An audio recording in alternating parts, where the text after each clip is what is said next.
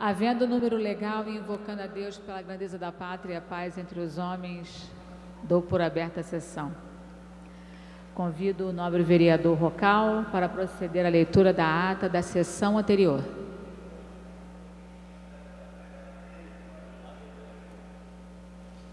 Ata da 74ª sessão ordinária, em 18 de setembro de 2018. Presidência dos senhores vereadores Jorge Felipe, presidente, Tânia Bastos, primeiro vice-presidente, e Rocal a convite. Às 14 horas, com a presença dos senhores vereadores Wellington Dias, Otoni de Paula, Rosa Fernandes, Paulo Pinheiro, Tereza Berger, Fernando William, Rocal, David Miranda, Rafael Luiz Freitas e Tarcísio Mota. 10. Assume a presidência o senhor vereador Rocal e ocupa o lugar de secretário o senhor vereador Otoni de Paula, ambos a convite. A sessão é encerrada às 16h51. Aprovada a ata, passa-se ao grande expediente. O primeiro orador inscrito é o senhor vereador Fernando William, que dispõe de 10 minutos. Senhora presidente, senhores vereadores, demais cidadãos presentes, aqueles que nos assistem em seus gabinetes, boa tarde a todos. Bom, o que me traz hoje a esta tribuna é tratar de dois temas, um específico, como eu procuro fazer sempre, e outro mais geral.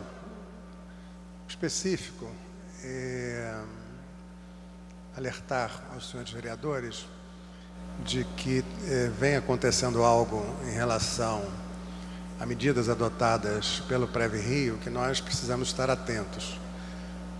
Fui procurado por uma comissão de servidores da Secretaria Municipal de Assistência Social, aposentados, que foram surpreendidos de 2 meses para cá com a perda de uma parcela significativa de suas gratificações, normalmente girando em torno de R$ 1.000 a R$ 1.200, o que para um trabalhador que passou 31 anos trabalhando para a prefeitura e, enfim, vive com R$ 4.000 no máximo de salário, perder R$ 1.000, R$ 1.200 sem comunicação, sem informação, sem justificativa, enfim, é um ato, para ser elegante nas palavras, inconveniente.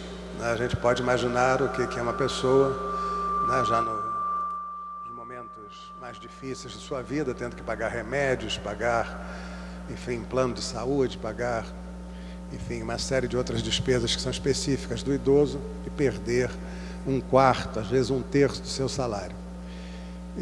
Hoje estivemos com esses servidores no PREV-Rio e a informação que obtivemos foi a de que, por orientação do Tribunal de Contas, e aí eu abro um parênteses para dizer o seguinte: eu tenho mais profundo respeito pelo Tribunal de Contas, não só do município do Rio de Janeiro, como os Tribunais de Contas do Estado, da União, mas ao longo do tempo, os Tribunais de Contas foram assumindo meio que um papel, de poder judiciário.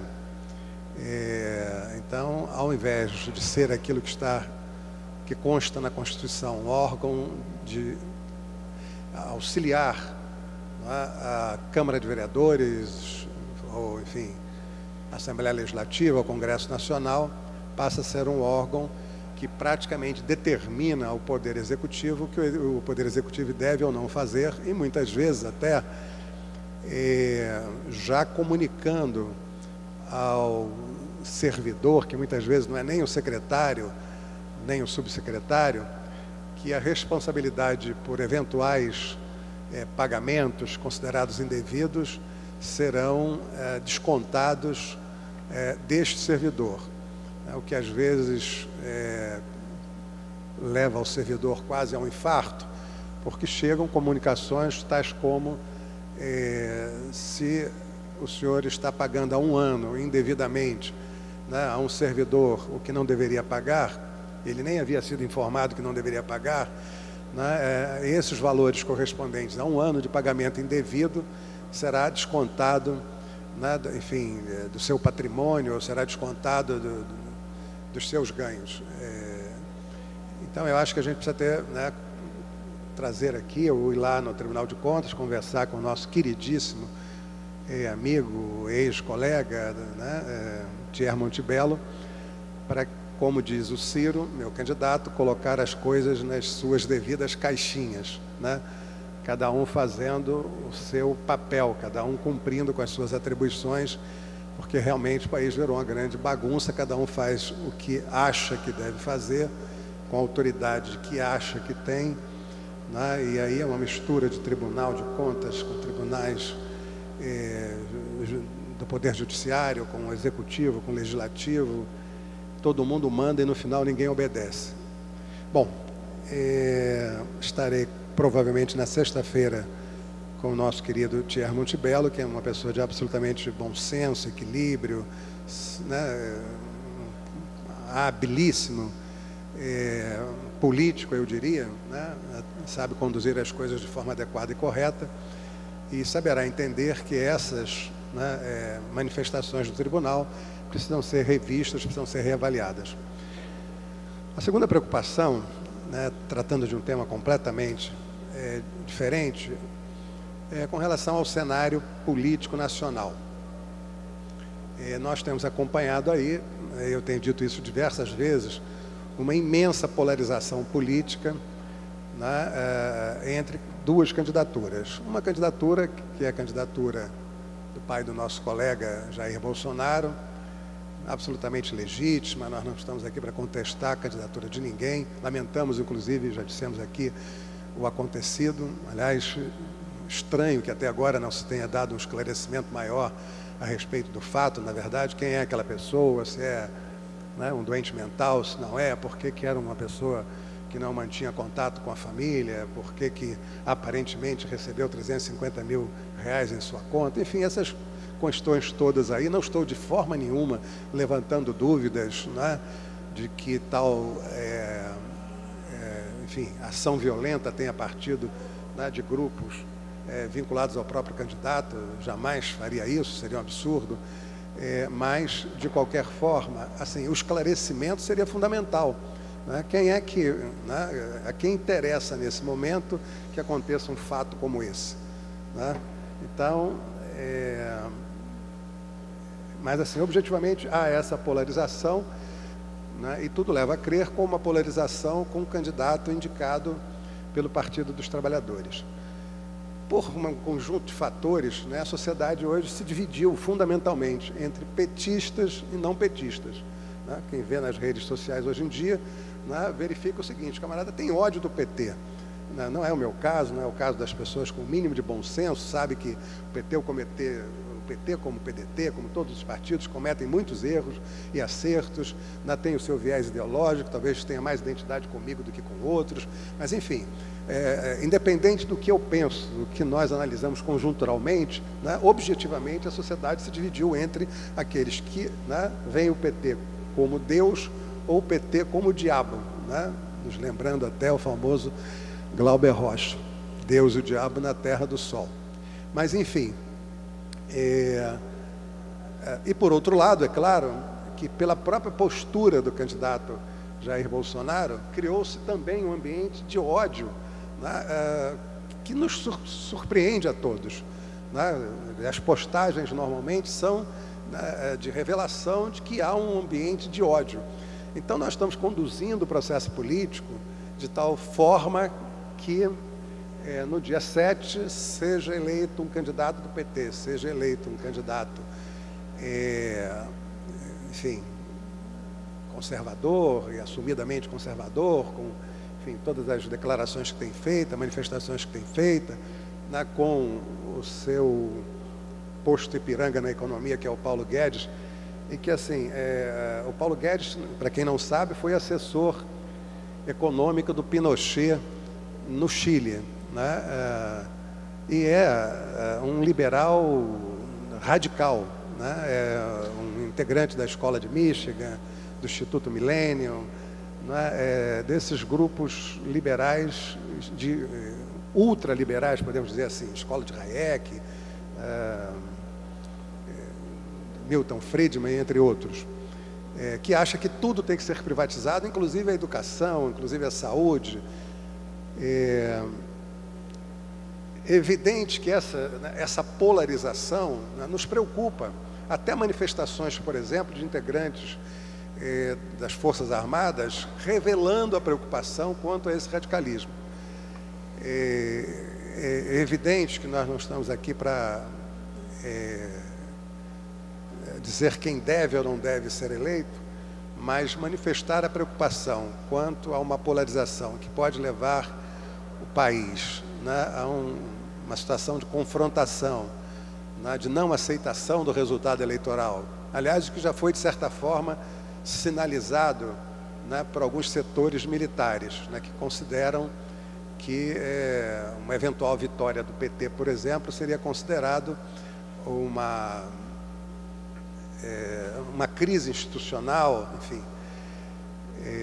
Então, eu penso que devemos respeitar, né, o resultado final da eleição, devemos trabalhar para que, né, a radicalização seja cada vez mais atenuada. Precisamos incentivar que o debate se dê em torno de ideias concretas, objetivas, possíveis de serem postas em práticas, né? Eu não tenho nenhuma dúvida, da mesma forma que falar nós vamos implantar o comunismo no Brasil é uma perfeita idiotice, seria, né, uma perfeita idiotice imaginar que nós poderíamos implantar o liberalismo à la Pinochet aqui no Brasil, né, por parte de quem quer que seja. Então, são essas as minhas preocupações, né, que eu gostaria de colocar aqui, para que a gente tivesse mais cuidado nos debates e procurasse, digamos assim, esfriar, né, o conteúdo do debate político, tentando conduzi-lo, né, ao bom senso, ao equilíbrio, né, a uma razoável estabilidade, né? Eu acho que até aqui as agressões, as ofensas, né, as afirmações mais contundentes, os radicalismos já foram devidamente colocados, todo mundo sabe da posição de cada uma, mas eu penso que nós que temos responsabilidade pública devemos pensar na nossa cidade, no nosso estado e, acima de tudo, no nosso país. O nosso país não cabe, né, não tem espaço, não é de suas tradições, né, conflitos da natureza e da ordem pelas quais nós estamos vivendo e passando. Acho perfeitamente que é possível discutir todas as reformas que estão na ordem do dia, que são necessárias, né, a revisão da reforma tributária, da reforma trabalhista, a reforma previdenciária, que é uma necessidade, não da forma que está proposta, a reforma tributária, a reforma política. Eu acho que, aliás, essa talvez seja uma das mais importantes, por incrível que pareça, com o equilíbrio necessário, que tenha como objetivo, enfim, estabelecer para que o país possa se desenvolver e atingir metas de crescimento, desenvolvimento, retomada da empregabilidade, né, e solução dos gravíssimos problemas que enfrentamos na área de saúde, educação, especialmente segurança, entre outros. Obrigado.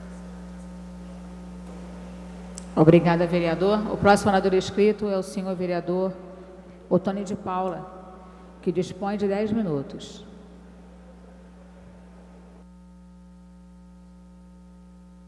Senhora presidente, vereadora Tânia Bastos, senhoras e senhores vereadores aqui presentes e alguns em seus gabinetes, funcionários desta casa.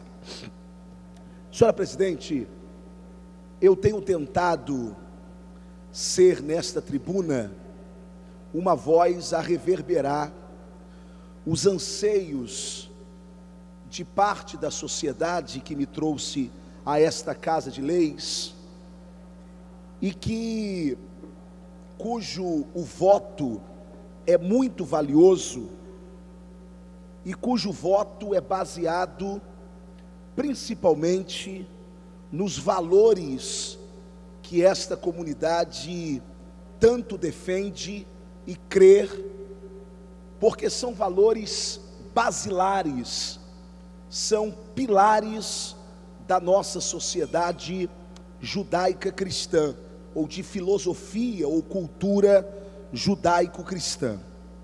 É claro que nós sempre teremos os opositores tentando reduzir a nossa fala a uma fala religiosa, ou então tentar dizer que a nossa fala não é uma fala necessária diante de um quadro tão nebuloso que vivemos, ora na economia, ora na segurança pública.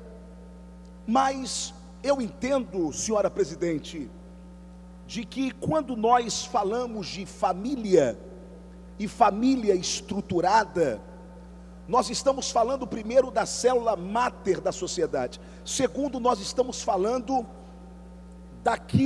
da única organização que pode gerar para o Estado uma economia real, visto que uma família bem estruturada são filhos emocionalmente estruturados. Portanto, uma família estruturada, por mais que a economia esteja sendo devastadora, nenhum daqueles filhos vai bandear para a criminalidade, porque se fosse verdade isso, todo filho de pobre deveria ser bandido então.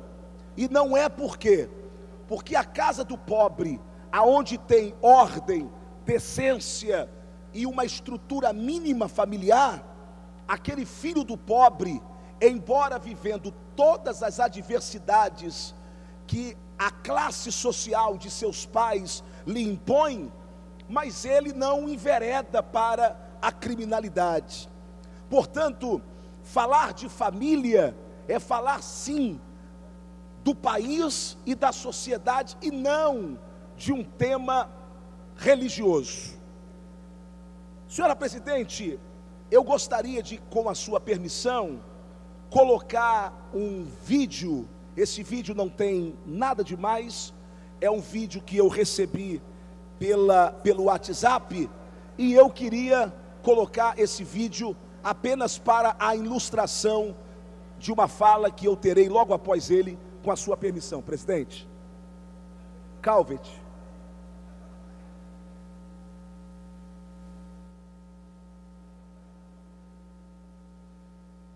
Eu peço só que aumente aí o volume, e se puder voltar, Calvet, eu agradeço.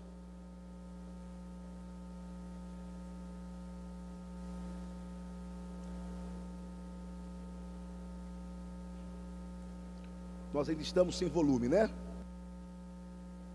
Não tem nenhum problema, Calvet. Já põe o outro vídeo aí no ponto, por favor. Senhora presidente, eu vou repetir. Nesse vídeo, o candidato Ciro Gomes diz assim: nesse momento nós tivemos um apoio criticamente importante da Igreja Católica. Por conta da greve geral, os bispos estão aí, eles estão do nosso lado nessa agenda. Agora, se eu fizer da militância pelo aborto, da militância pela defesa da união homoafetiva, que são convicções minhas, centralidade do meu discurso, a gente perde isso.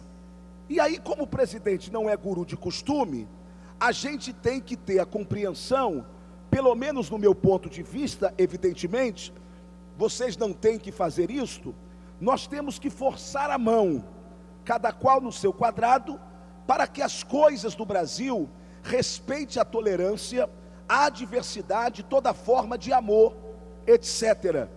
Mas se a gente está numa luta, a gente não pode achar que só o idealismo da nossa bandeira é bastante, senão a gente afunda com ela. E o esquerdista é a doença infantil do comunismo, disse Lênin, segundo Ciro Gomes. O que está claro nesse vídeo?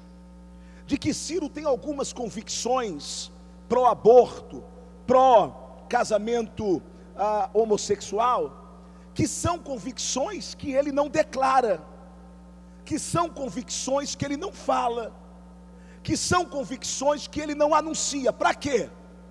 Para conquistar o eleitorado cristão, para conquistar os eleitores católicos, evangélicos e outros que, embora não sejam católicos e nem evangélicos, têm uma filosofia cristã de vida. Então é muito importante que a comunidade cristã, já que tem esses valores como coisas preponderantes na escolha do seu candidato a presidente, no caso, é importante que nós saibamos que Ciro veste uma máscara que ele usa para dentro da comunidade cristã, aí ele sai da comunidade e tira a máscara. Então ali ele é a favor, ok? Da união homoafetiva, ele é a favor do aborto, que é o maior crime que a humanidade pode ter. Aí quando ele chega na comunidade cristã, seja católica, evangélica, espírita, não importa, aí ele coloca a máscara, dizendo que não, isso eu não posso concordar, enfim, ele cria um discurso. Então é importante que nós saibamos, claro que o cristão que quiser votar em Ciro, que vote sem nenhum problema, mas que fique claro que Ciro, ele tem essa postura, fique claro que Ciro, ele apoia sim o aborto, apoia sim o casamento homoafetivo, ok? Ele, se chegar à presidência da República, defenderá isso sim, porque são suas convicções pessoais.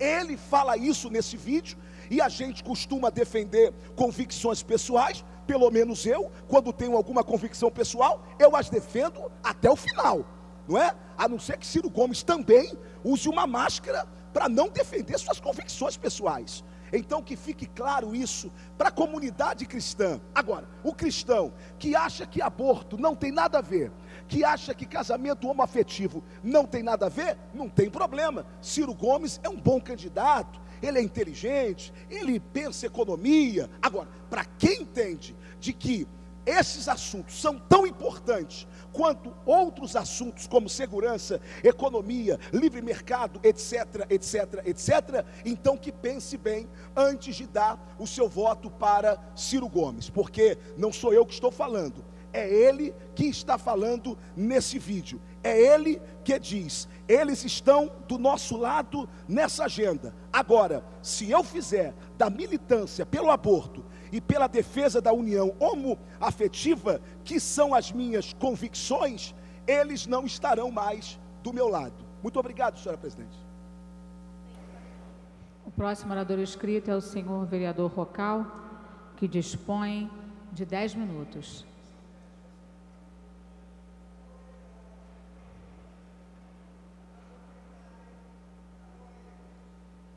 Senhora presidente, senhores e senhoras vereadores, boa tarde. Eu subo a esta tribuna, senhora presidente, após uma reflexão neste final de semana passado sobre as ruas.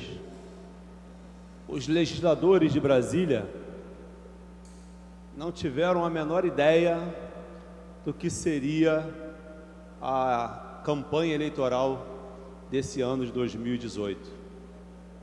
Senão não teriam alterado a lei eleitoral, não teriam feito a mini reforma.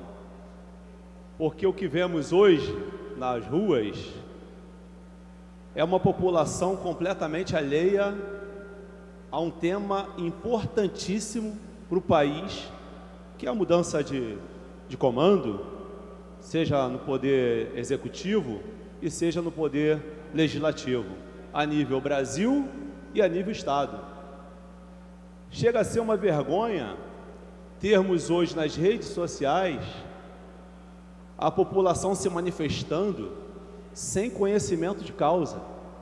Senhora presidente, basta aparecer uma notícia qualquer que a população reproduz de uma tal maneira, e isso é prejudicial a quem é candidato. E aqui eu não quero fazer defesa para candidato A, para candidato B, para candidato C. Estou falando de um cenário. O próprio eleitor, que é o grande crítico na rua, quando você para um pouquinho, que começa a conversar com ele, você percebe que ele está praticamente alienado. Ele não sabe nem o que está falando. Mas estamos na máxima da rede social, onde cada um quer colocar a sua verdade, e aí a pessoa vai lá e escreve, só para se sentir importante. No grupo de moleque, quando a gente era criança, jogava bola, eu poderia fazer a analogia de que seria aquele moleque que gritasse mais alto. Felipe Michel está aqui, é o nosso atleta. Quando o moleque, aquele garoto que gritasse mais alto, ele era o destaque no campo de pelada, de futebol. Na política, na rede social, infelizmente tem sido muito parecido. Aquele que fala mais besteira, aquele que expõe um sentimento que nem ele conhece, é onde, infelizmente, existem mais seguidores, existe mais compartilhamento daquela ideia, e você vai averiguar, aquela ideia é mais um meme, aquela ideia é mais um pensamento furado.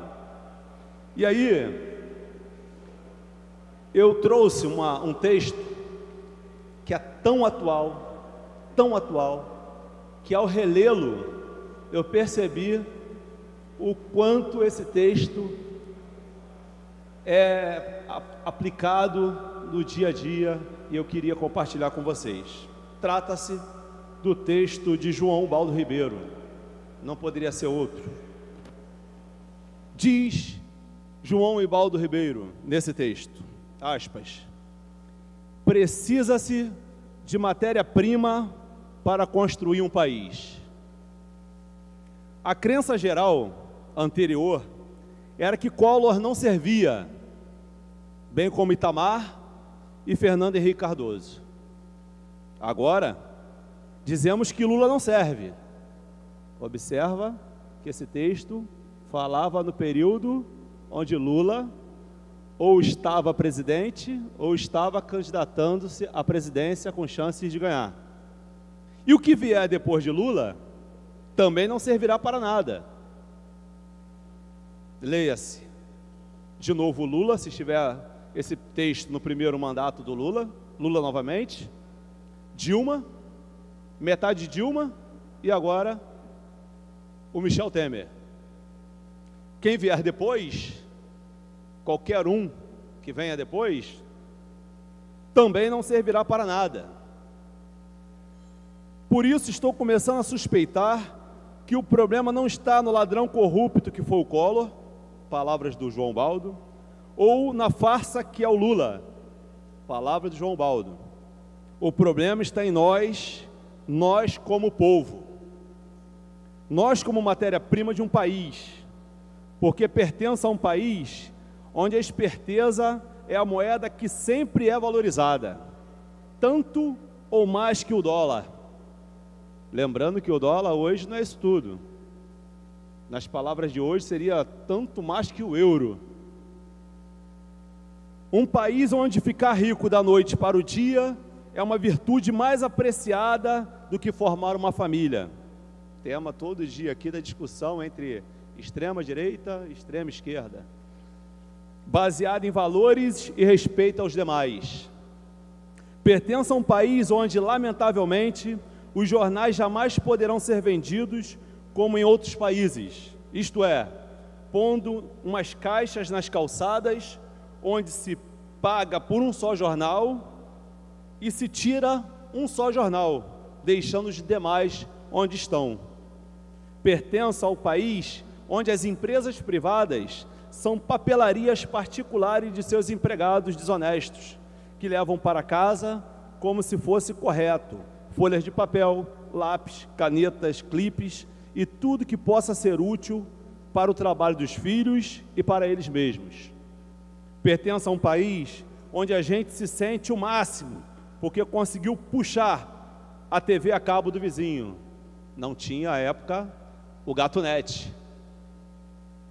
Onde a gente frauda a declaração de imposto de renda para não pagar ou pagar menos impostos. Parênteses de novo. Encontrei na rua várias pessoas que não pagam IPTU, por exemplo, mas foram os maiores questionadores da alteração da tabela do IPTU. E a casa do cara é uma casa de 3 andares, zero imposto, mas quer serviços, mas quer a clínica da família, quer o asfalto, quer a conlume na porta, quer isso, quer aquilo. Pertence a um país onde a impunidade é um hábito, a impontualidade é um hábito, onde os diretores das empresas não valorizam o capital humano, onde há pouco interesse pela ecologia, onde as pessoas atiram lixo nas ruas e depois reclamam do governo por não limpar os esgotos, onde pessoas fazem gatos para roubar luz e água e nos queixamos com esses serviços tão caros. Olha quão atual é esse texto. Onde não existe a cultura pela leitura. Exemplo maior, nosso atual presidente, à época, que recentemente falou que era muito chato ter que ler. E não há consciência, nem memória política, histórica e nem econômica. Onde nossos congressistas trabalham 2 dias por semana, nós trabalhamos 3. Para aprovar projetos e leis que só servem para afundar ao que não tem, encher o saco ao que tem pouco e beneficiar só alguns. Pertence a um país onde as carteiras de motoristas e os certificados médicos podem ser comprados, sem fazer nenhum exame. Um país onde uma pessoa de idade avançada, ou uma mulher com uma criança nos braços, ou um inválido, fica em pé nos ônibus, enquanto a pessoa que está sentada finge que dorme para não dar o lugar. Um país no qual a prioridade da passagem não é o carro, é para o carro e não para o pedestre. Um país onde fazemos um monte de coisa errada, mas nos esbaldamos em criticar nossos governantes. Quanto mais analiso os defeitos de Fernando Henrique Lula, melhor me sinto como pessoa, apesar que ainda ontem molhei a mão de um guarda no trânsito para não ser multado. Quanto mais digo quanto Dirceu é culpado, hoje está preso. Melhor sou como brasileiro, apesar que ainda hoje pela manhã passei para trás um cliente através de uma fraude, o que me ajudou a pagar algumas dívidas. Não, já basta. Como matéria-prima de um país, temos muitas coisas boas, mas nos falta muito para sermos homens e mulheres que o nosso país precisa. Esses efeitos, essa esperteza brasileira congênita, essa desonestidade em pequena escala, que depois cresce e evolui até converter-se em casos de escândalo, não tinha sequer à época um escândalo de lava-jato, já previa. Essa falta de qualidade humana, mais do que Collor, Itamar, Fernando Henrique ou Lula, é o que realmente é honestamente ruim, porque todos eles são brasileiros como nós, eleitos por nós, nascidos aqui, não em outra parte. Me entristeço, porque ainda que Lula renunciasse hoje mesmo, o próximo presidente que o suceder terá que continuar trabalhando com a mesma matéria-prima defeituosa que, como povo, somos nós mesmos.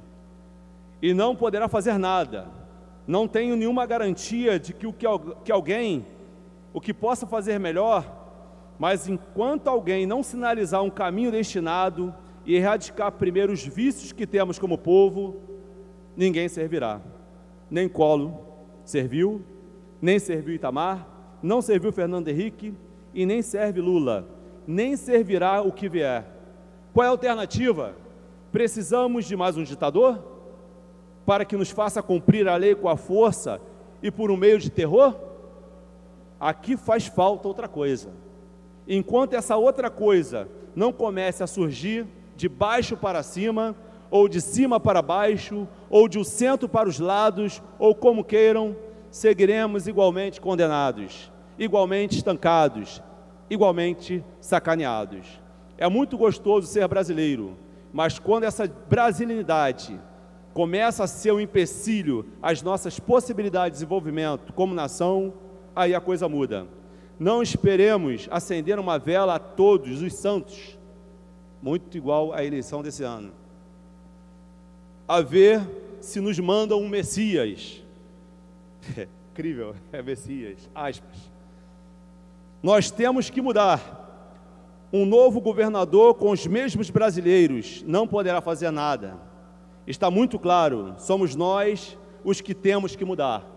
Sim, creio que isso encaixa muito bem em tudo que anda nos acontecendo. Desculpamos a mediocridade mediante programas de televisão, nefastos e francamente tolerantes com o fracasso. Hoje, abre aspas, a rede social. Para terminar, senhora presidente. E a indústria da desculpa e da estupidez. Agora, depois desta mensagem, francamente decidi procurar o responsável. Para não castigá-lo, senão para exigir-lhe, sim, exigir-lhe que melhore seu comportamento e que não se faça de surdo, de desentendido. Sim, decidi procurar o responsável e estou seguro que o encontrei quando me olhar no espelho. Aí está, não preciso procurá-lo em outro lado. Fica aqui essa mensagem, esse texto de João Baldo Ribeiro para a eleição de 2018. Muito obrigado, senhora presidente. Obrigada, vereador. O próximo orador inscrito é o senhor vereador Fernando William, que dispõe de 10 minutos.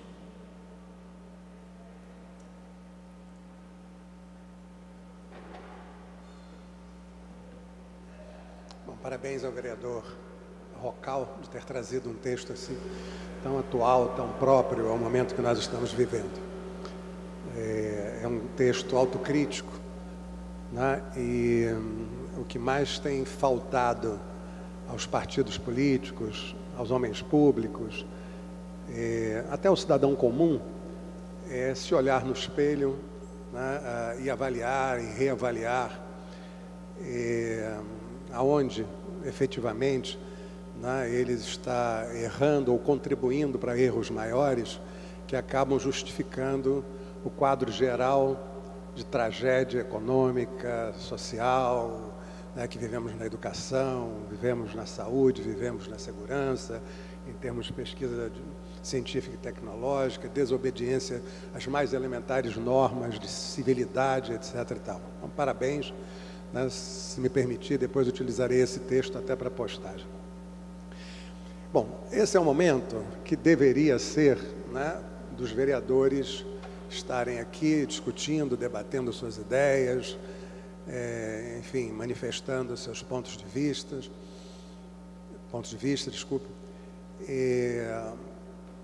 Não é o que ocorre, lamentavelmente, né? É como se fosse um tempo absolutamente desprezível, desnecessário. O que vale mesmo são as votações de vetos, votações de algumas matérias importantes, outras nem tanto. E para isso, né, a minha autocrítica primeira, né?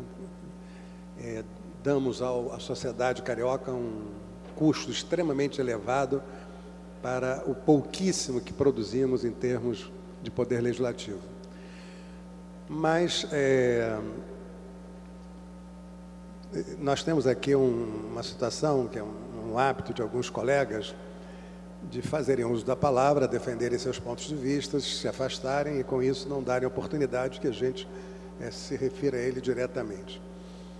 É evidente, né, que aqueles que defendem a candidatura do senhor Jair Messias Bolsonaro, que foi nosso colega vereador aqui, apostem, né, num segundo turno entre o senhor Jair Messias Bolsonaro e o PT, até porque o radicalismo antipetista é o que pode levar, né, o senhor Jair Messias Bolsonaro, com seu elevadíssimo índice de rejeição, a vencer as eleições. E aí, né, repetidas vezes é trazido aqui um argumento, né, religioso de crítica a costumes, né, de crítica a candidatos que supostamente teriam posições favoráveis a determinadas práticas, etc. e tal, como, por exemplo, né, dizer que o Ciro Gomes, que é o candidato do meu partido, fala que é contra o aborto, mas quando está em igreja, mas quando está fora das igrejas se manifesta a favor, né, ou que é contra o casamento homoafetivo, e né, quando está fora, né, se manifesta a favor. Eu, atento, né, às manifestações do candidato Ciro Gomes, candidato do meu partido, verifiquei que, quando indagado pelo jornal O Globo o que ele achava da liberação das drogas e do aborto, ele solicitou ao repórter que fizesse a ele perguntas mais inteligentes, perguntas mais pertinentes sobre a economia do país, por exemplo, porque sem resolvermos as questões econômicas, nós não resolveremos, né, outros problemas fundamentais, como a educação, por exemplo, e através da educação é que nós vamos conhecer a história, que nós vamos conhecer o nosso passado, né? E conhecendo o nosso passado é que nós vamos, por exemplo, ter a oportunidade de superarmos, né, essa matéria-prima que nos falta, como foi trazido aqui pelo vereador Rocal num artigo do Ubaldo Ribeiro. Então, para lembrar esse vereador, porque assim, conhecer a história, conhecer o nosso passado é uma coisa fundamental. Primeiro, o conservadorismo no século XVIII defendia aqui no Brasil, por exemplo, e com participação de parte importante da igreja, não a igreja protestante, que era muito pequena, minoritária, mas da igreja católica, defendia, por exemplo, que as mulheres não tivessem nenhum direito. As mulheres não votavam, só passaram a ter direito na Constituição de 34. As mulheres não podiam sair de casa sem autorização de seus maridos. As mulheres não poderiam vestir roupas que não tivessem, né, a condescendência, a aceitação de seus maridos. Enfim, a mulher era um ser absolutamente submisso e inferior na sociedade. Isso era defendido pelos tais conservadores, moralistas ou falsos moralistas, em nome da Bíblia, em nome de Deus, em nome da pátria, em nome, né, dessas condições que são colocadas. O mesmo em relação à escravidão. Quem conhece a história, ou quem vai rever, né, os textos de história, sabe que a escravidão era defendida como uma necessidade de natureza econômica que mantivesse, né, o país em equilíbrio econômico, que mantivesse as elites, né, sem perdas econômicas, que justificasse, por exemplo, né, o Brasil Império, que justificasse os repasses de recursos para o colonizador, Portugal. Posteriormente, desenvolveu-se uma teoria que foi, digamos assim, recolocada na ordem do dia pelo vice-candidato do senhor Jair Messias Bolsonaro, o general Mourão. Essa teoria sociológica era defendida por um sociólogo chamado Oliveira Viana, que dizia que realmente o Brasil era um país que não havia dado certo e que teria poucas condições de dar certo, porque a nossa formação era uma formação de negros malandros, índios indolentes, portugueses, né, corruptos, com uma visão patriarcal, quando inclusive em Portugal nem havia escravidão. Então esse discurso conservador, ele foi utilizado, né, em nome de Deus, em nome da Bíblia, em nome dos costumes, em nome dos valores da família, né, para justificar verdadeiras atrocidades, e algo que a sociedade atual não sequer considera, sequer leva em conta. Imagina, temos aqui várias mulheres, se as mulheres aceitariam que seus maridos permitissem que elas saíssem de casa, Tá? Se as mulheres admitiriam, por exemplo, não ter direito a voto, né? Isso era defendido pela igreja de então. Então nós precisamos contextualizar, tá?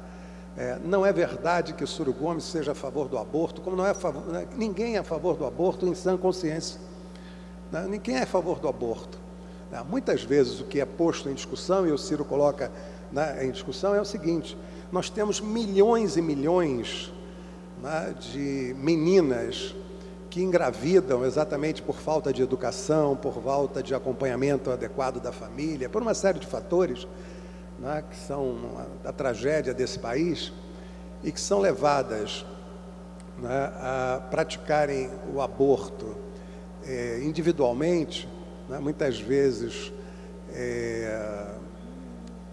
sofrendo as consequências desse aborto improvisado e morrendo. São milhões de jovens mulheres que morrem anualmente no Brasil por conta do aborto improvisado, sem o acompanhamento médico, sem o acompanhamento dos hospitais. Então ninguém é a favor do aborto em sã consciência. Quem é a favor de engravidar uma mulher e dizer, olha, vá tirar esse filho porque ele é indesejável? Pode até ser que tenha uma ou outra pessoa que pense dessa maneira, né? Mas isso não é a regra, isso não é comum. Aliás, no último debate, o candidato, digamos, mais à esquerda, Boulos, disse isso claramente.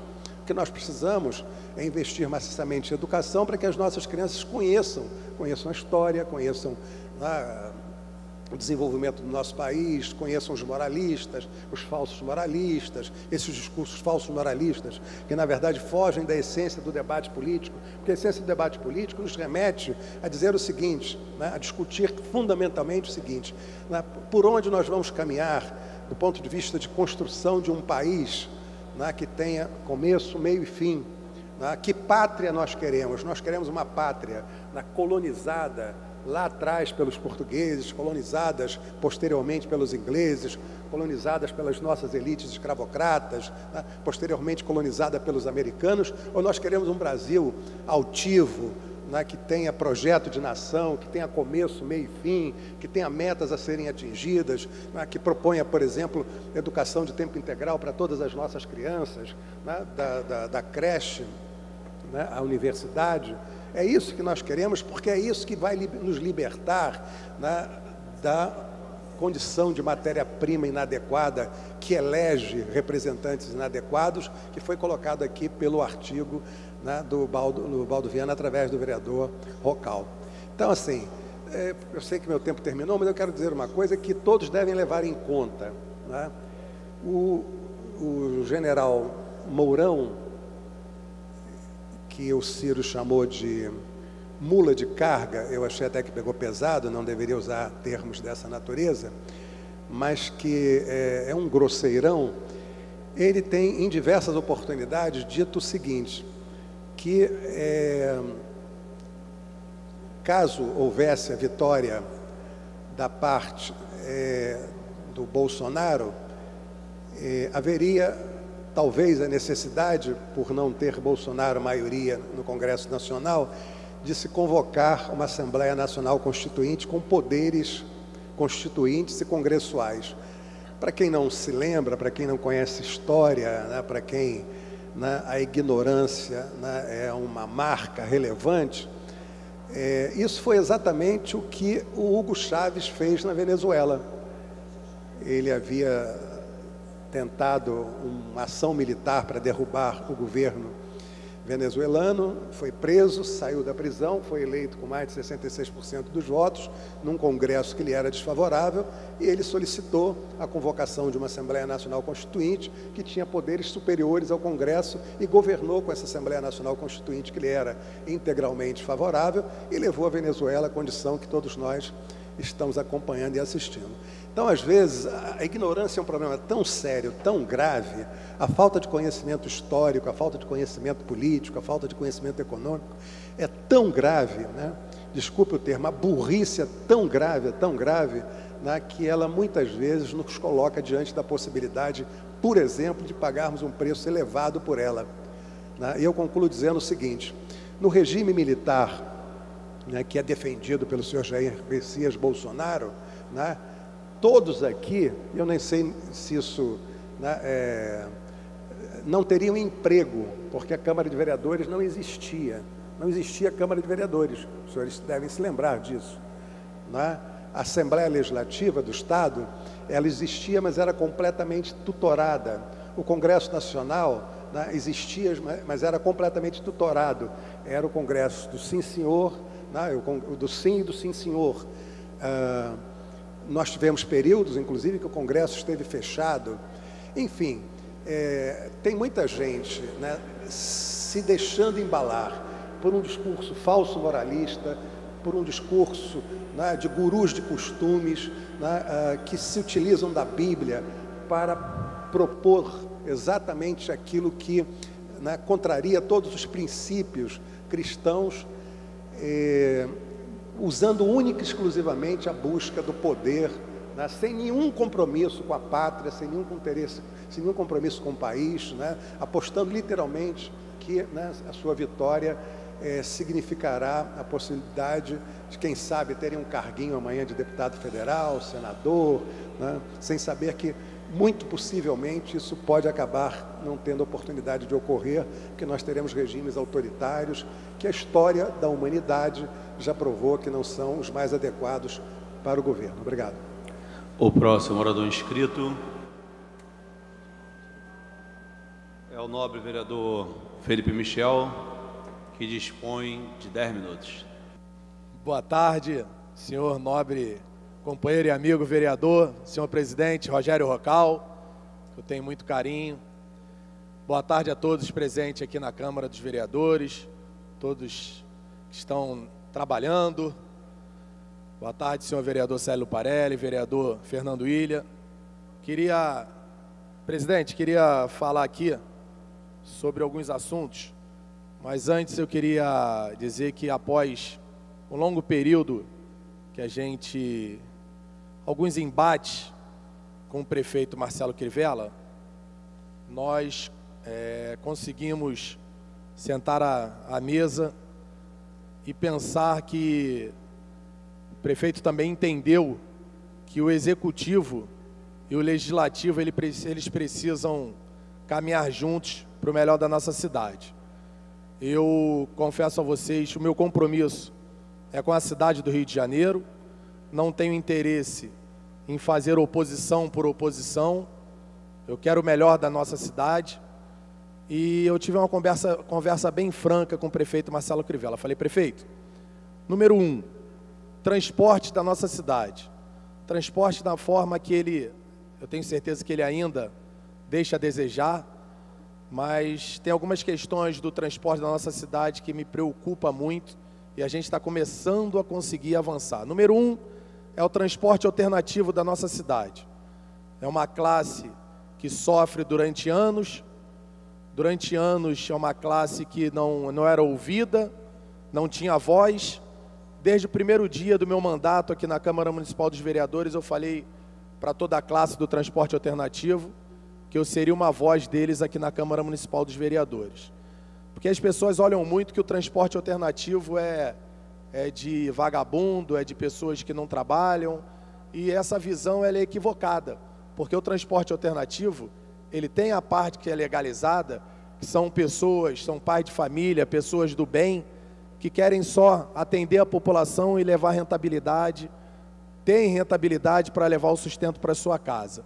E eu sentei com o prefeito Marcelo Crivella e falei: prefeito, nós temos, inclusive eu estou aqui em minhas mãos, nós temos 15 pautas aqui para trabalhar pelo sistema do transporte alternativo. Eles têm um movimento lá chamado MDTA, que é o Movimento em Defesa do Transporte Alternativo da nossa cidade. Nós fizemos aqui uma audiência pública que nós colocamos por volta de 1.000 e poucas pessoas, só querendo o melhor para a nossa cidade, atender a população e eles terem rentabilidade. E ontem nós tivemos mais um avanço, mais uma vitória, já é a segunda pauta que é resolvida. Nós resolvemos, primeiro, o aumento do tempo de vida útil do carro de 7 para 10 anos, conforme é no ônibus, conforme é no táxi, e eles ainda não eram atendidos. Conseguimos ontem, vereador Rogério Rocal, eles antes, o GPS era controlado pela Rio Ônibus.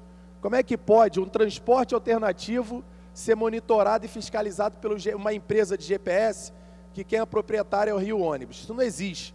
Então o Rio Ônibus fazia o que queria, desligava o GPS, multava a hora que queria, mandava para a CETEC de forma equivocada por muitas vezes. E ontem o prefeito Marcelo Crivella assinou o decreto, foi publicado hoje em Diário Oficial, de forma que esses profissionais, esses trabalhadores, não vão ficar mais no cabresto da Rio Ônibus. Então eles vão ter, a partir de 90 dias, que é o tempo para poder se adequar a essa lei, eles vão poder contratar a empresa que eles acharem que é o melhor para o serviço deles, que eles não vão ficar mais nesse cabresto.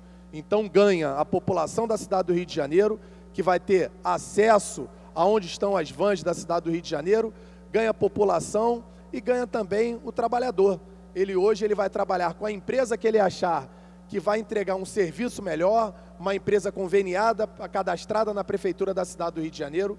Então isso é muito importante, é mais um avanço. O prefeito também anunciou que vai fazer as licitações que estão pendentes lá da Zona Oeste, onde hoje, vereador Rogério Cal, o senhor que sabe muito bem, circulam vans piratas, enquanto a pessoa que quer trabalhar de forma legalizada, ela não consegue. Então, isso é mais um avanço. O prefeito vai licitar as 800 ou 900 vans que faltam ser licitadas da Zona Oeste, e tem muitas outras demandas, turno único. O trabalhador hoje, ele só pode rodar em um turno, então o trabalhador que quer rodar em 2 turnos, ele não tem esse direito. Então, são várias demandas, são 15 pautas que nós vamos avançar para atender a população e dar rentabilidade para o trabalhador que quer levar o seu sustento para sua casa. Porque nós temos nos modais o mototáxi, que precisa ser valorizado, o STPC, que é o antigo cabritinho, que precisa ser valorizado, o STPL, que é o Sistema de Transporte Público Local, precisa ser valorizado, faz parte do modal da nossa cidade, e o SPPO, que são os ônibus, são os empresários, que eles precisam também terem rentabilidade para que eles possam cada vez mais gerar empregos. Mas nós precisamos olhar para todos os modais. E pela primeira vez na história da cidade do Rio de Janeiro, o transporte alternativo está sendo olhado com carinho. E é a primeira vez que a Câmara Municipal dos Vereadores também abraça com carinho. Então, queria agradecer a todos os vereadores que estão apoiando a Comissão de Transportes, que eu tenho também como companheiro o vereador Alexandre Esquerdo. Então, o nosso trabalho irá continuar pelo bem do transporte da nossa cidade. E queria também, vereador Rogério Rocal, falar aqui sobre uma outra questão do transporte da nossa cidade, que é sobre o BRT. BRT já está sendo feita uma campanha de educação em toda a extensão do BRT da nossa cidade, para se fazer cumprir, a partir de outubro, a nossa lei que foi aprovada aqui pelos senhores vereadores, e o prefeito, também de uma forma muito sensata, após a nossa conversa, colocou para funcionar a nossa lei, que é o quê? Dos calotes na extensão do BRT. Toda pessoa que cometer a infração de tentar burlar para entrar no BRT sem pagar a passagem, terá que pagar uma multa de R$ 170. Fazendo novamente, pagará R$ 170 e mais 50%. Isso ganha também o empresário, que precisa ter sua rentabilidade, ganha a população. Então nós, como vereadores, nós como Comissão de Transportes, estamos trabalhando para o melhor da nossa cidade. E também os ônibus, os 150 novos ônibus que chegaram já na nossa cidade, que vai melhorar. O prefeito tem um planejamento para até o ano de 2020, colocar todas as linhas com ar-condicionado. Então, é isso que eu acredito. Nós precisamos trabalhar, conforme eu falei anteriormente, o transporte da nossa cidade estava em marcha ré. Hoje voltou para ponto morto, a gente está começando a andar, passando a primeira.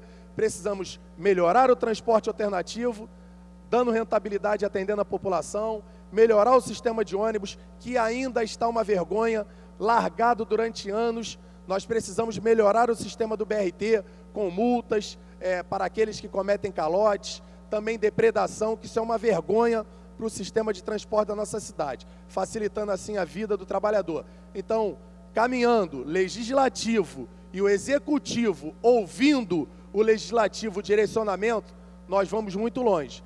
Temos ainda muito trabalho até o ano de 2020, o executivo ouvindo o legislativo, legislativo caminhando, direcionando o executivo, nós podemos avançar muito. E para finalizar, me desculpa, vereador Rogério Rocal, presidente, eu queria aqui falar também sobre duas questões bem rápidas.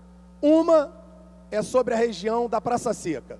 Eu já falei aqui uma vez, todos nós saímos de algum lugar.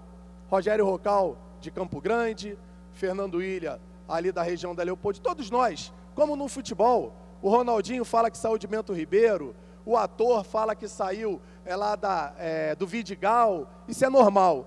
Eu sou um vereador hoje da cidade do Rio de Janeiro, mas o local que eu sou nascido e criado, passei grande parte da minha vida ali de Jacarepaguá, minha vida toda foi na região de Jacarepaguá, é a região da Praça Seca. Durante anos abandonada, hoje é capa de jornal o tempo todo pela violência, pelo abandono do poder público, de projetos esportivos, sociais, de tudo que envolve a nossa região da Praça Seca. E eu, conversando com o prefeito Marcelo Crivella, também falei: prefeito, eu tenho um compromisso com a região da Praça Seca.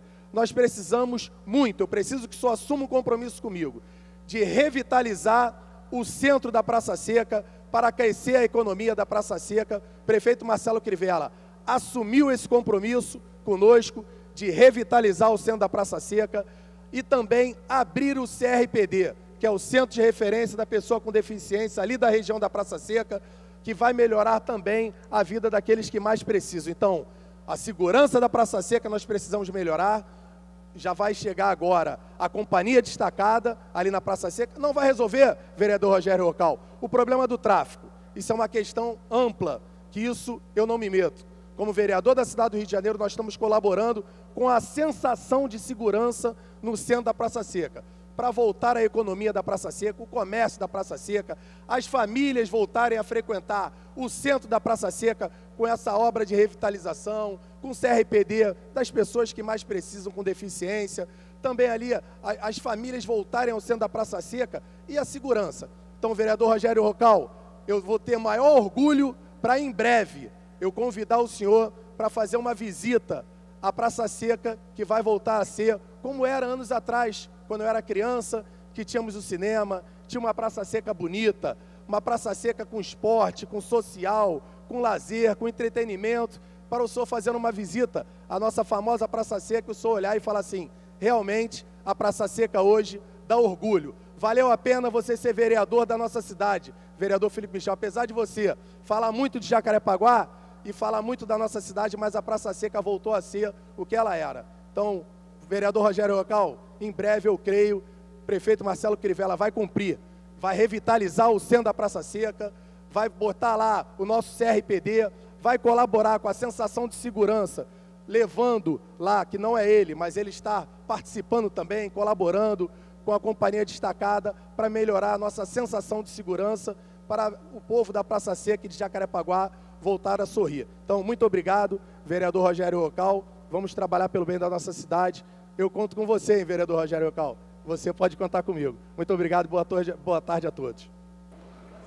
O próximo orador inscrito é o nobre vereador Otoni de Paula, que dispõe de 10 minutos.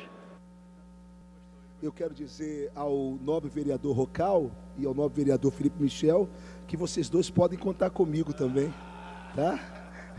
Essa relação hétero, né? Maravilha, heteronormativa. Senhor presidente, vereador Rocal, eu mais uma vez ocupo essa tribuna com um papel simples, o papel de nortear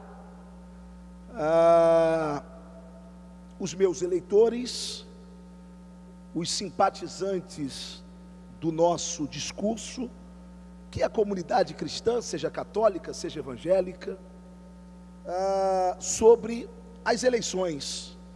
Fizemos isto em relação ao presidenciável Ciro Gomes e precisamos fazer isto também agora em relação ao presidenciável Haddad. Com a permissão de Vossa Excelência, tem um vídeo para nós colocarmos, que é sobre a candidata a vice-presidente do presidenciável Haddad. Por favor. Quando eu me tornei deputada deputada federal, também por... Na pré-campanha, todo mundo tem compromisso com todo mundo, né? Mas eu quero apresentar algumas coisas que eu já fiz pela população LGBT. Quando eu me tornei deputada federal, também por sugestão do movimento, nós reorganizamos a Frente Parlamentar LGBT. Eu fiquei na frente até o meu querido amigo, Jean Willis, assumir o seu mandato em 2010. Naquela ocasião, com o maior prazer do mundo, o primeiro homossexual assumido da história da Câmara dos Deputados, tornou-se, então, presidente da Frente Parlamentar LGBT. 2.000 manifestantes fizeram na zona sul do Rio de Janeiro um protesto que se auto-intitulou de A Marcha das Vadias. O ato começou às 4 da tarde. As pessoas levavam cartazes em defesa do direito das mulheres, a favor da descriminalização do aborto e do casamento entre pessoas do mesmo sexo. Gritavam também palavras de ordem contra a Igreja Católica. No início dessa passeata, na praia de Copacabana, 2 manifestantes com os rostos cobertos chutaram crucifixos que estavam no chão. Eles carregavam 2 imagens de Nossa Senhora Aparecida e Nossa Senhora das Graças. Minutos depois, com uma delas já destruída, um dos manifestantes pega outra imagem e a atira contra o chão. Os 2 estavam cercados por outras pessoas que participavam da marcha. Nesse momento não havia peregrinos em volta, mas durante a caminhada pela orla, o grupo passou por fiéis e houve troca de hostilidades. Eu fui relatora do Estatuto da Juventude e nesse texto nós incluímos pioneiramente a ideia da livre orientação sexual. Nós também resistimos muito no Congresso aos ataques aos materiais didáticos que garantiriam a educação pela diversidade. Nós também resistimos muito no Congresso aos ataques aos materiais didáticos que garantiriam a educação pela diversidade. Se tu gostou de conhecer um pouco mais sobre a minha atuação parlamentar, nos ajude a fazer com que mais pessoas as conheçam. Muito bem. Senhor presidente, cada um vota em quem quiser. O que eu não acho justo é que a comunidade cristã, católicos, evangélicos, espíritas, cristãos, ou aqueles que não sejam evangélicos, espíritas, cristãos, católicos, mas que comungam de princípios e que os princípios norteiam a sua vida, não saibam em quem, na verdade, estará votando, não é?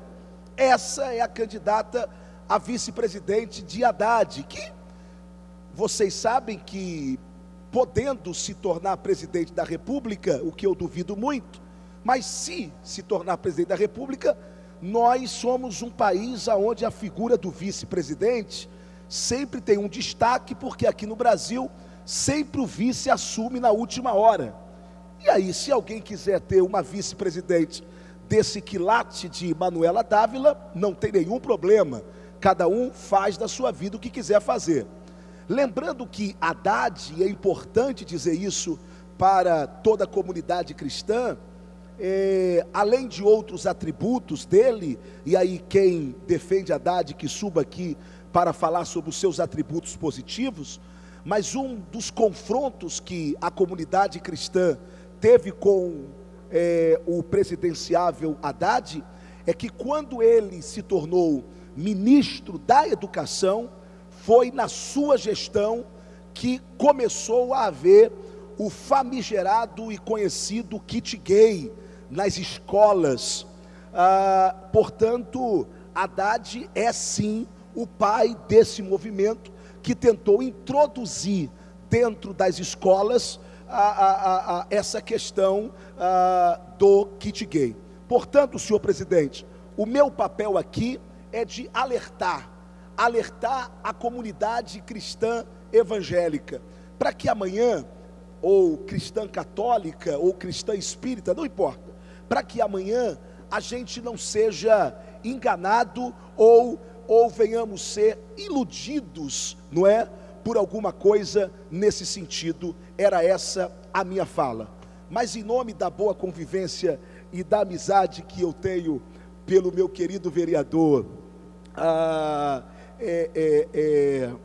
rapaz, me deu até um branco agora, Fernando William, desculpa Fernando, desculpa mesmo, não, por favor, nós somos antagônicos e críticos, né? Aliás, ele é que me critica mais do que eu a ele. Eu só tenho muitos elogios aqui a fazer a ele, mas em nome dessa amizade, apesar de que eu sei que o aparte é para uma crítica, mas não é para uma crítica, não. O Fernando não é crítica, maravilhoso. Fala, Fernando. Não, é que Vossa Excelência terminou de dizer que foi na gestão do Haddad, que não é meu candidato, sim, que o kit gay chegou às escolas. Sim. O kit gay nunca chegou às escolas. Sim. Né? Se o senhor me provar que o kit gay chegou a alguma escola do país, sim, tá certo? Eu voto no Bolsonaro. Eu estou dizendo isso aqui publicamente. Não, ok. Tá certo? O kit gay, na verdade, que é um absurdo, que é uma aberração. Não pode chegar. Eu falo isso como médico. Sim. Tá certo? Levar para uma criança de 6, 7, 8 anos um debate inapropriado para essas crianças, né? É uma aberração, um absurdo. Que bom que isso faz parte do radicalismo que Vossa Excelência habilmente, politicamente utiliza para defender o seu candidato. Né? Na verdade, era um debate feito por um grupo de homossexuais que discutiam a teoria da ideologia de gênero, que eu acho, né, que está absolutamente... Se perguntarmos a 100 pessoas das que passam aqui à frente da Câmara que é a ideologia de gênero, certamente uma saberá, se é que uma saberá. Concordo com você. É o contrário, nós estamos estimulando um debate que não está posto na ordem do dia, etc. e tal. E da mesma forma que eu não aceitaria que a minha neta, que tem 8 anos, que é talvez a coisa que eu mais amo na minha vida, fosse submetida a um debate dessa natureza. Claro. Mas Vossa Excelência, na sua manifestação, colocou algo que não corresponde à realidade. Sim. O kit gay, assim que a presidente Dilma soube da polêmica que aquilo havia causado, ela retirou e não foi entregue em nenhuma escola. Então, quando o senhor diz que ele é o pai do kit gay, ele é o pai, a mãe, a avó, o avô, né, e que foi ele o responsável de levar o kit gay às escolas, o senhor, me desculpe, talvez não tenha essa informação, o senhor está cometendo, né, uma desinformação que não é correta. Sim, Para muito concluir. bem. Ok, dentro dessa fala do nobre vereador Fernando Ilha, ele tem toda a razão, porque o kit gay, como era para ter sido, não chegou oficialmente nas escolas como deveria chegar, por uma decisão, sim, do então ministro Haddad da Educação, justamente porque a bancada conservadora do Congresso abortou esta possibilidade, apenas por isso. Mas isso não tira de Haddad esta paternidade deste movimento que foi iniciado por ele.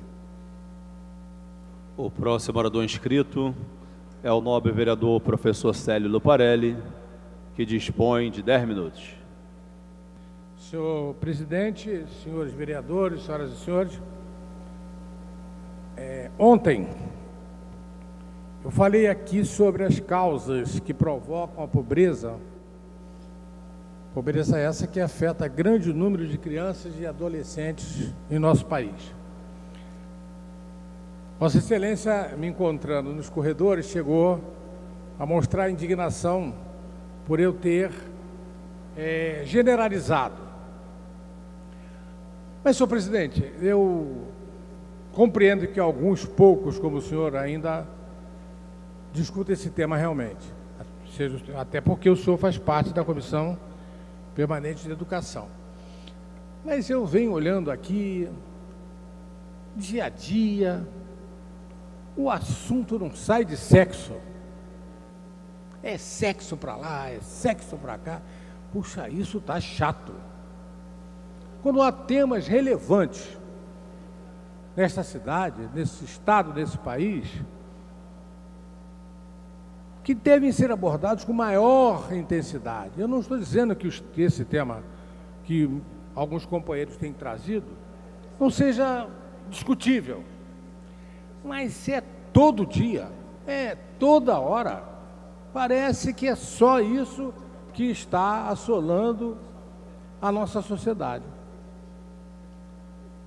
É por isso que eu ontem me indignei e peço que o senhor compreenda, porque eu estou esperando que a gente veja que não há outro caminho que não seja tratar das nossas crianças e dos nossos adolescentes. Não há outro caminho, mas todo mundo sabe disso.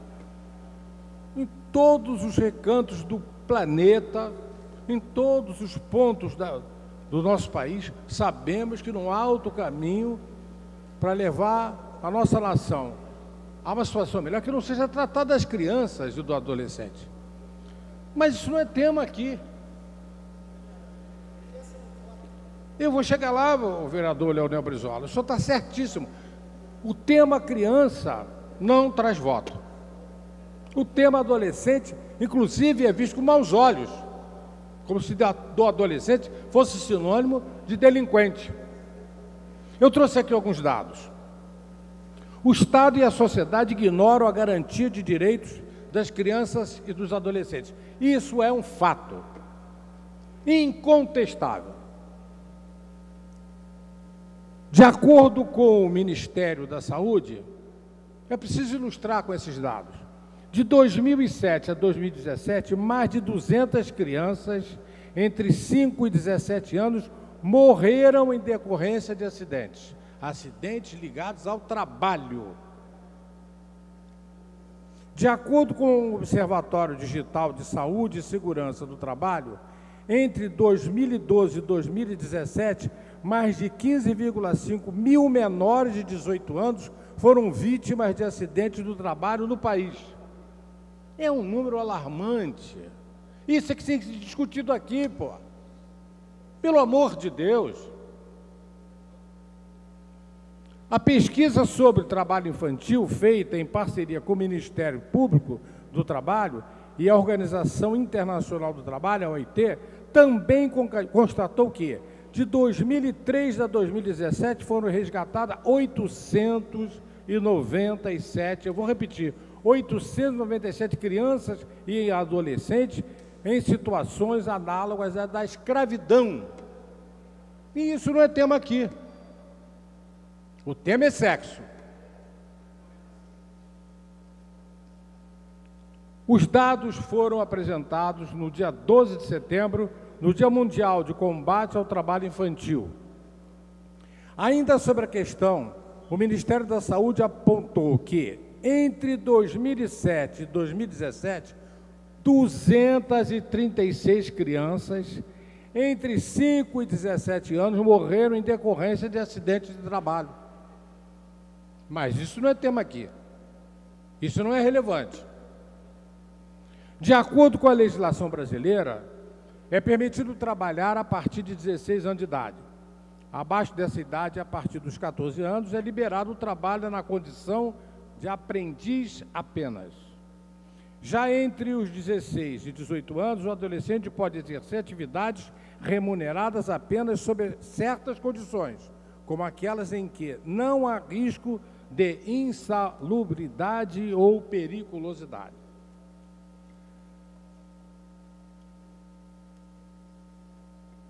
Apesar dessa chaga, meu companheiro de comissão permanente, Leonel Brizola, apesar dessa chaga que envergonha o nosso país, nenhum candidato à presidência da República aborda esse tema. Nenhum.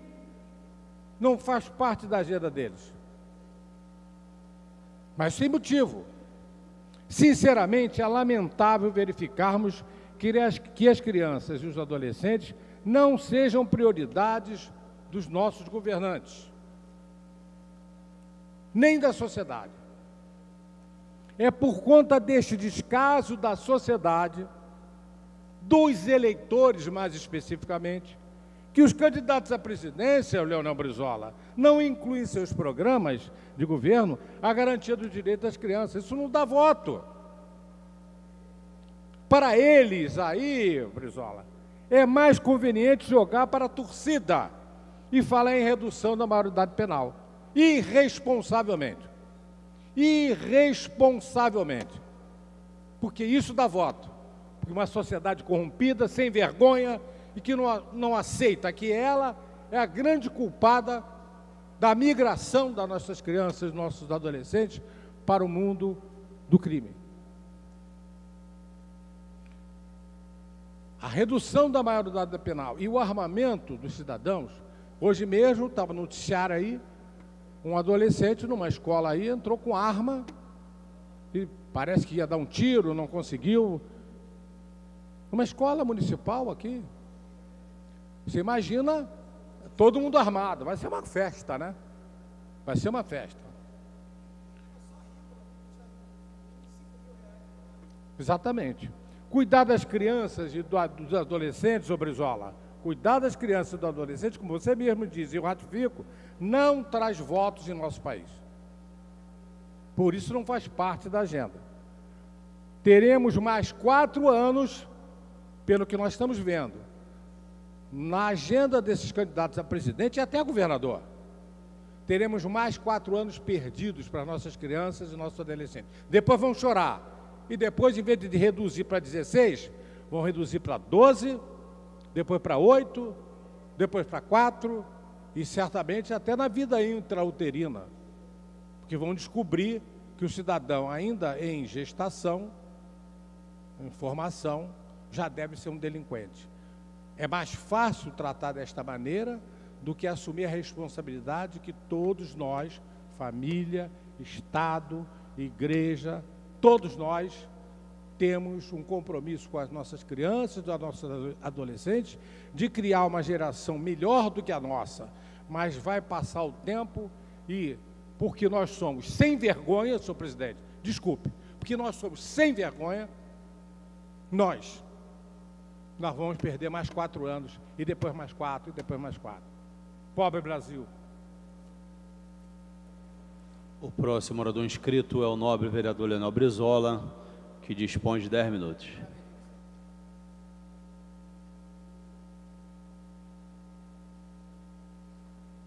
Obrigado, senhor presidente da sessão, a todos e todas. Bom, queria parabenizar primeiro o vereador Célio Luparelli pela profundidade das palavras aqui colocadas. E diria um pouco mais, acrescentaria, professor, por ano nascem no país 3 milhões de bebês. Uma média de mais de 300 bebês por dia no país. Quando o Congresso Nacional, vendido, representando a bancada ruralista da Bíblia e da Bala, votaram o congelamento de teto, isso quer dizer o quê? Praticamente a morte desses bebês que nascem, principalmente os pobres. Talvez aí uma das maiores perversidades políticas feita no parlamento e que não é discutido. E quem é que apoiou o teto de gastos? Quem é que votou favorável ao teto de gastos? Isso é uma perversidade enorme. É o que eu digo, criança não vota, por isso que não tem essa preocupação com a criança. Termino essa parte com a frase do Brizola, que foi o primeiro a colocar na agenda política a questão educacional e o compromisso com a criança. Compromisso número 1, alimentá-la, educá-la, criá-la, amá-la. Bom, o que me traz essa tribuna agora, senhor presidente, senhoras e senhores, a todos que estão aqui. Está acontecendo no nosso país e aqui, dentro desta casa, uma inversão total de valores. Digo isso porque vejo todos os dias o discurso do vereador Ottoni. E o que está acontecendo é o seguinte: na igreja se faz política e no parlamento se faz culto. Porque é isso que está fazendo aqui. Está fazendo culto no parlamento, não está fazendo política. É uma inversão dos valores. Essa que é a grande verdade. E eu queria chamar a atenção da TV Câmara. Alô, TV Câmara. Sei que aí há jornalistas sérios, comprometidos com a verdade, como assim aprenderam na sua formação, comprometido com todos os lados da mesma matéria. Esse é o verdadeiro jornalismo. O que se passou aqui agora na televisão foi uma tremenda armação, uma fake news, uma montagem ordinária, safada e com interesses eleitoreiros. A TV Câmara não deve permitir tamanha vergonha quer passar um vídeo do Ottoni e fez ali aquela montagem. Aquilo ali é montagem. Falsidade. A TV Câmara não deve permitir, senhor presidente. Eu acho então que devemos começar a selecionar o que se pode passar ou não, para não passarmos vergonha depois, como foi o episódio de toda a sessão cancelada pelo provedor da internet.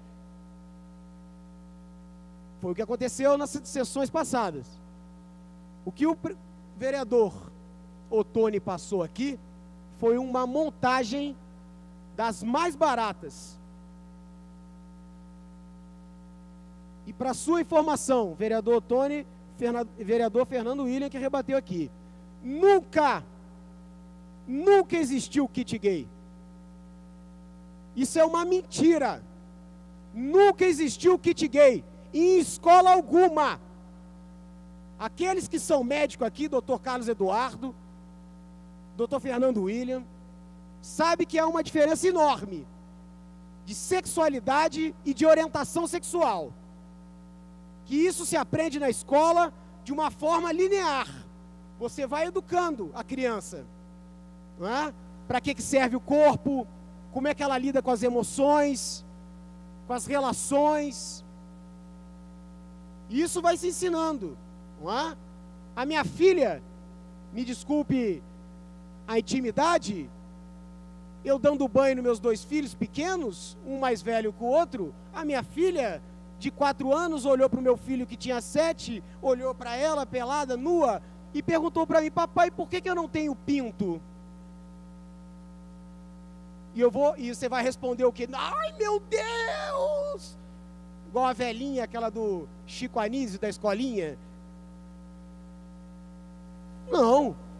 Vamos fazer a educação que tem que ser feita, até porque meninas com 10, 11, 9 anos menstruam.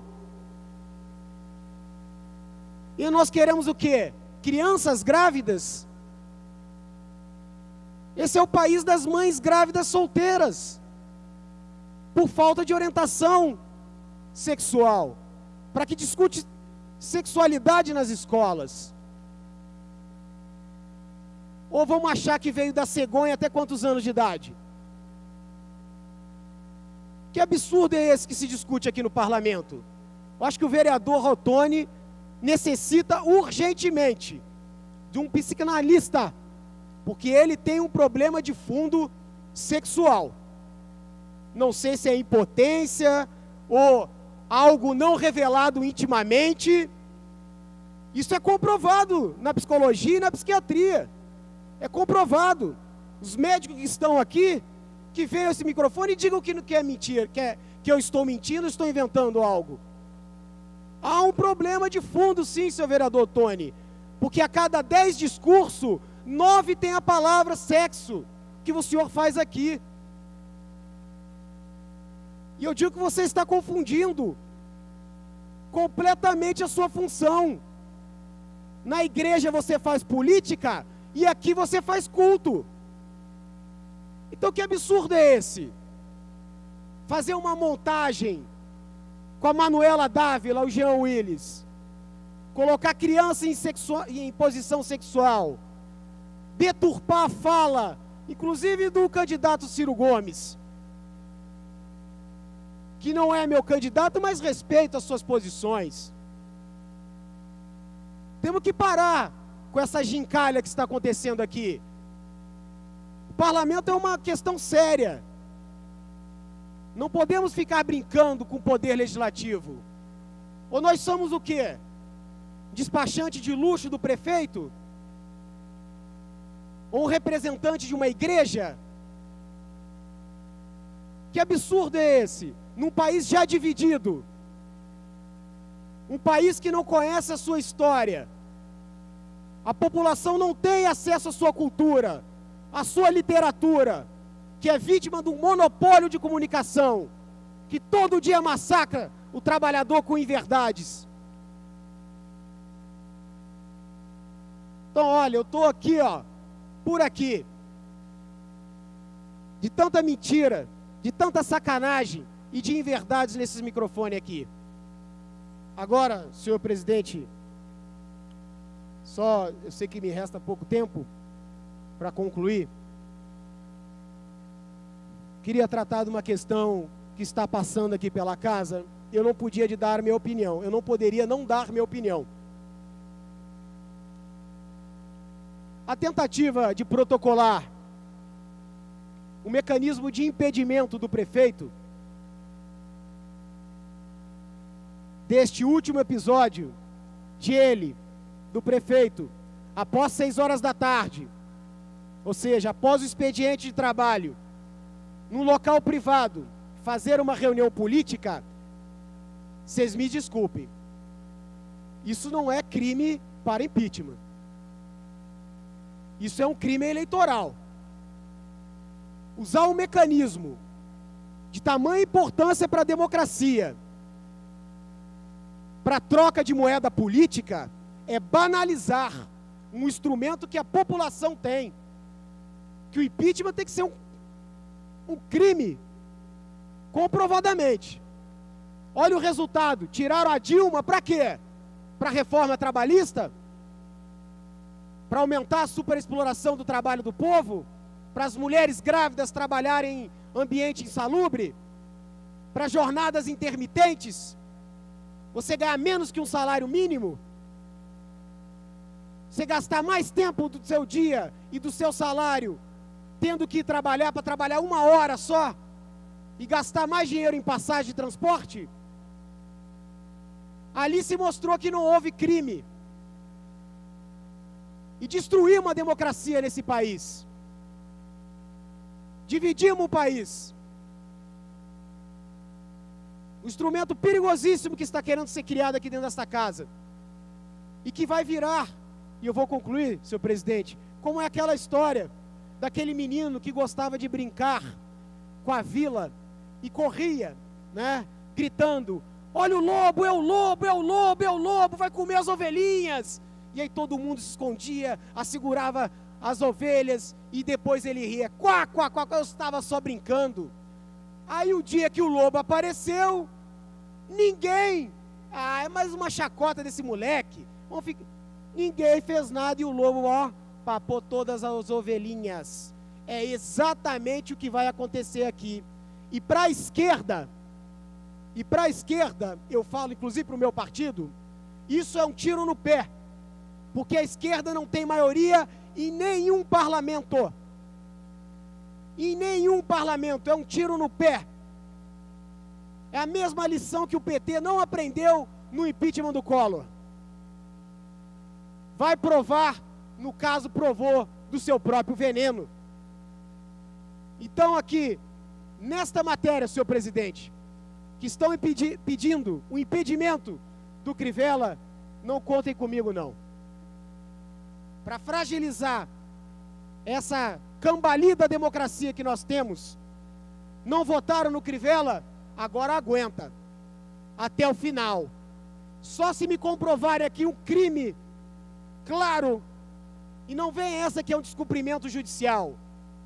Que negócio é esse? Um juiz de primeira instância dizer o que um prefeito pode fazer, o que o prefeito não pode fazer? Que absurdo é esse? Quer dizer que o prefeito, após o seu expediente, não pode fazer reunião política? E eu aqui sou veemente contra o prefeito Crivella. Já fiz aqui discursos pesadíssimos. Mas sou justo. E estou aqui pela democracia. Valores que eu aprendi com a minha família, com meu avô Leonel Brizola. Eu fui criado no chão frio do exílio. Meu pai e minha mãe sofreram as agruras do que foi a ditadura militar. Não comigo, comigo não, violão. Estão equivocadamente. Uma manobra perigosa, tanto da Rosa como da Tereza, do Aloísio e da parte da bancada do PSOL. Não podemos fazer isso. Vai colocar um instrumento de tamanha importância, que é o impeachment, olha, como se não valesse nada. Meu muito obrigado, senhor presidente. Não havendo mais orador inscrito, a presidência franqueia a palavra. Não havendo quem se manifeste, a sessão fica suspensa até às 15h40. Está suspensa a sessão.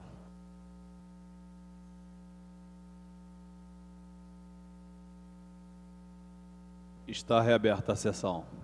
Terminada a primeira parte do grande expediente, passa-se a segunda parte. Não há orador inscrito, a presidência franqueia a palavra. Não havendo quem se manifeste, a sessão fica suspensa até às 16h. Está suspensa a sessão.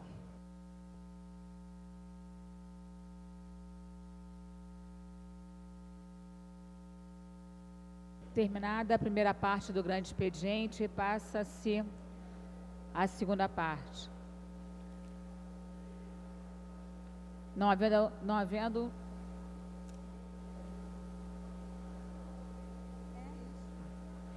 matéria a ser examinada no prolongamento, passa-se a ordem do dia. Se tivesse não tem nenhum. Em tramitação ordinária, em segunda discussão, o projeto requer quórum de maioria de 2/3.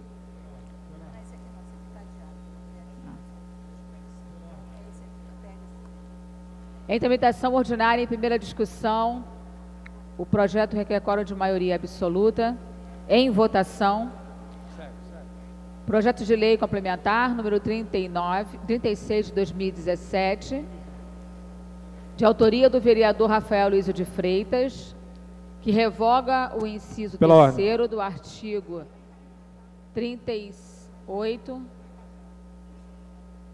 para encaminhar do decreto 322 de 1976 e da outras providências, para encaminhar ao vereador Tiago Carribeiro. Gostaria de pedir verificação de quórum. Solicitar a verificação de quórum pelo vereador Tiago Carribeiro. Peço aos senhores vereadores que também assentem suas bancadas. Primeira bancada. 5 senhores vereadores. Segunda bancada. 1 senhor vereador. Terceira bancada. 1 senhor vereador.